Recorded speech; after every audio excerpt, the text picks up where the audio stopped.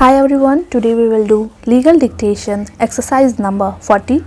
You can get the PDF from description box. So ready? Start. This greatly annoyed them as they thought of themselves as the Chaudhary of the village. This had led to an alteration and an exchange of hot words between the two sides on the previous evening, but the matter was then patched up by discussion. He finally stated that the accused, in league with one another, had killed his brother Dinesh by giving him knife and lathi blows.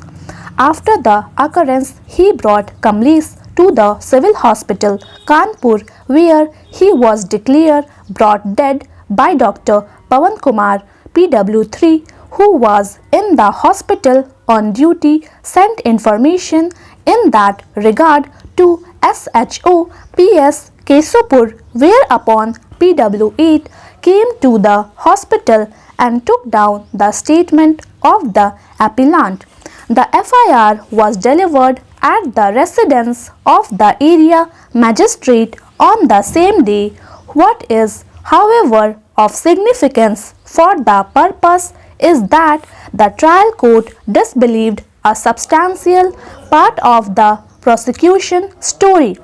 The trial court did not accept the prosecution case that accused were present at the place of occurrence and accordingly directed their acquittal.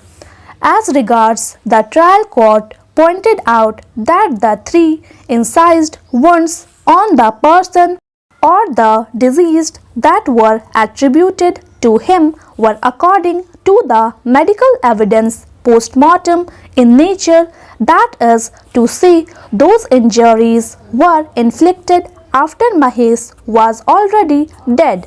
The medical evidence thus clearly eliminated the participation of Rakesh in the case. He too was therefore acquitted.